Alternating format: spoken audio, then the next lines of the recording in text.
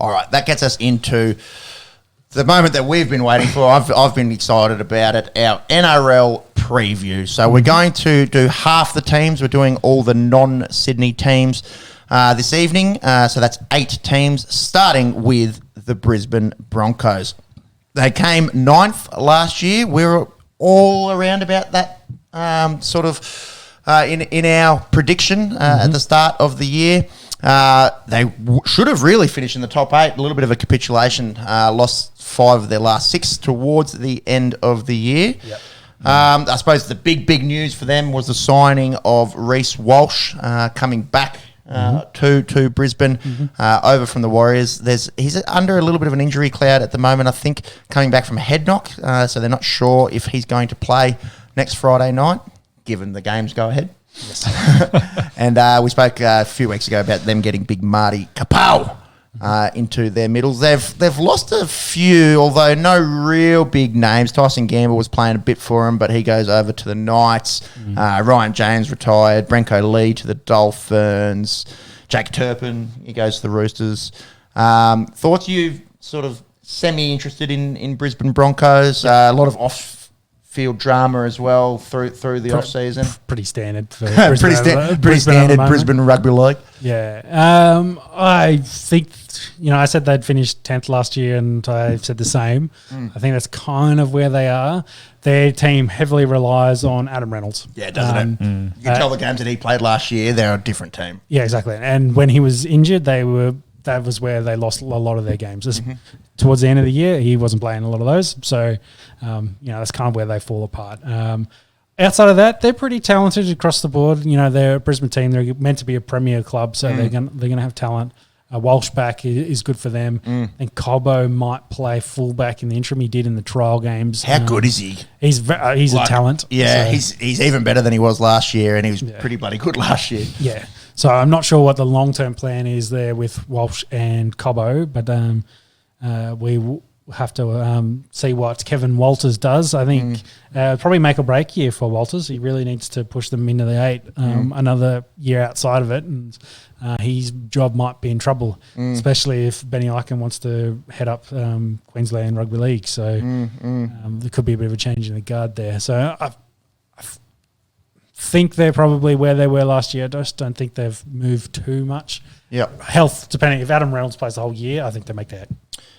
Oh, interesting. Yeah, I think he hasn't historically played a full season. Well, so many of their guys tend to have that injury sort of prone nature. Katoni Staggs struggles to finish seasons. Cobbo, although young, has struggled to play whole years. But I think you're right. Yeah, if the and you can say that about any team really. If they don't get injured, if their best players don't get injured, they play well. Yeah. I just don't think that they've gotten better than last year. Reece Walsh coming in is big. But I don't see them making the top 8 this year. I've gone 12th. I don't know if I've gone a little bit too harsh on them. I just feel like teams like the Dogs and the Tigers, who we'll look at next week, have gotten better, whereas Brisbane kind of there or thereabouts. They need to grow their combination. So like they're the hooker. We'll probably talk mostly spines with these teams. Walters there is maybe a little bit unders as a hooker, like a below average starter. You need to see Ezra Mann kind of grow as a 6 and, pair really well with Adam Reynolds. That's maybe where they can take a step this year, is if Ezra Mann takes another step. And if Walsh is healthy, then that's, they've got 3 good options in the 4. So, yeah, that means they'll probably play pretty well. But, I don't think they can rely on Mann to lead this squad if Reynolds misses time. He's just young. He's electric when he was on. He was a little bit rocks or diamonds last year. It was definitely his... He needs that veteran presence next to him. So. Yeah, who better than Adam Reynolds? Exactly. Just looking at their projected starting 17 for round 1, Reece Walsh, Corey Oates, Katoni Staggs, Herbie Farnworth, as long as he's not too pissed off those beers that you shouted him. I only shouted him once. Selwyn Cobbo, Ezra Mann, Adam Reynolds, and then into Tommy Flegler, Billy Walters, Payne Haas, Kurt Capewell, Jordan Rickey, Pat Carrigan. We might just do starting 13s. What do you reckon? Yeah, projected. Yeah. I think that's compared to where they were a year ago, where they could barely get a Queensland player in the team. They've now got a bunch in there, especially their second row is growing essentially. And of course they got Payne Haas, who's the forever man, 80-minute man playing out the front there. So they're a solid team across the board. They just maybe lack the X factor. The X factor is probably Ezra Mann and say Walsh and Cobbo, and they really need to take a step for this team to push into the 8. Reading at that team, I was like, oh, geez, I think I might have undersold them here. But, time will tell, I suppose. Monks, you had them around about the same, did you? Yeah, so last year I picked him as 12th, obviously coming in 9th. I think you're right. They haven't necessarily gotten any better. I just couldn't fit them any lower than 10th. So I've gone with Sean and in at 10 there. Fair few teams that are probably going to be worse might be wearing the hat of one. That's it. Probably around that 10 mark. Obviously, as you mentioned, big year for Walters. Try and push them into the 8. Try and make a finals run. But I don't think they haven't really improved too much. Obviously, aside from probably Reece Walsh. It's on the young fellas. This is a youngish club with the veteran and Adam Reynolds there leading them around. They kind of have to take a step in their own games to then push this team into the finals. Yeah, that's it. Boom, boom. That's the intro for the Canberra Raiders. Fucking clap. 2022 played very, very well in the finals. They did sneak into the 8, but then they won 8 from their last 10. Yeah, so they came storming home and then beat the Melbourne Storm, the perennial bogey, thorn in the side of the Melbourne Storm, the old Canberra Raiders, and then they got absolutely dished by Parramatta in the second final there. We hit the nail on the head. We went 8-8-9. They finished 8th, so got it right last year. Are we down on them or up on them this year, Sean? We're about the same. Again, I think about the same. The Raiders are that perfect team that will always kind of fits in their plan into the 8. So they're always going to be around that spot. That's why I've got them 9th at the moment, because I think maybe they miss out. The big in was, well, he's not really a big in, but Danny Levi is probably going to nick that spot from Wolford and Starling there. Bit stiff on those two who both played unreal last year. Like, you develop young guys and then you bring in a bloke who is a good hooker but has been playing in the Super League. Yeah, I think they just like him more as a guy that can play big minutes versus Starling off the bench who can wither in defence a little bit, and then Wolford who maybe doesn't add enough, that maybe as a more complete player, Levi maybe adds more to the squad. It's interesting to tell. Adam Elliott's probably a big out for them. Josh Hodgson, who's gone to the Eels, was hurt really for them last year, so not a huge loss there. Chance, maybe only because Savage is now out for between 6 to 8 weeks with the fractured jaw, which is unfortunate, which means Rapana's got a big chance there to make the fullback his own. Potentially. I know they tried Chris early in that trial match and it didn't really work out. So word is it might be Chris as well next week. I just don't see he's a fullback. So no, he's a good centre, but it's a different position. Letting CNK go, obviously, to say to Savage, the one jersey is yours. It stings. An unfortunate break. Yeah. Did you guys see the scan? I think NRL Physio posted it. It was nasty. It was the whole way through. From the top to the bottom of the jaw. So what's that? Is that screws and wires and things? Yeah, there'd be some sort of hardware in there, and I think it's the old eating through a straw for a little bit in your recovery. Such a shame, because I actually listened back to last year, and you were like, this Xavier Savage, man, like he's so good, and I'm like, yeah, I know he's highly touted, but we obviously saw how good he can be. He's got talented, and he supposedly he'd struggled with his cardio. He really worked hard in the off season. He's kind of got in. He's really kind of building into that professional that you want to see at the fullback and grow, but I just, you lose it. And like you said, if he's got to drink through a straw for most of that, how much weight does he drop off as well? Like how much, though it's say 6 to 8 weeks to get back, is he then going to take him another month to put on, say, the size he needs to get back in to play first grader? It's a big one. Which is unfortunate. I think the real difference for the Raiders in their run home was Fogarty. So him and Whiten have to make a good tandem. Whiten has to, again, same thing as I said last year, not just rely 100% on his running game. He needs to have the ball playing aspect as well. That makes him more dangerous. No late night wrestling outside of a Canberra nightclubs. Yeah, with his cousin and Latrell Mitchell. I think Michael Maguire probably there will be helpful for them because they add a bit of grit. So they got two of the grittiest coaches in football. Hope maybe that gets rid of the fader tag a little bit. That's been the problem over the last few years, hasn't it? These first half leads that they haven't been able to show up in the second half. They've got a good pack. Is aging. They've got some good young talent in the backs there, but without Savage, there maybe it loses a little bit of that X we were talking about. So I think they can lay a good platform. I think their halves will be good.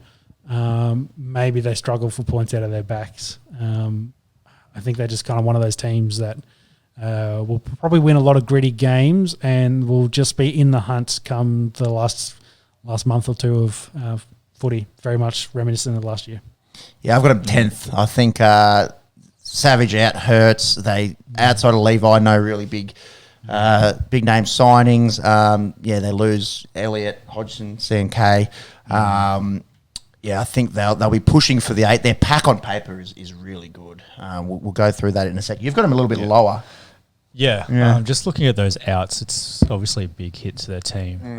It does put a lot of reliability on their pack. Papali's really needs to sort of be able to carry them through this season. That being said, they might have a bit of fight of them in them with a few players coming up for contract this season, something improved. So I might have gone unders on them.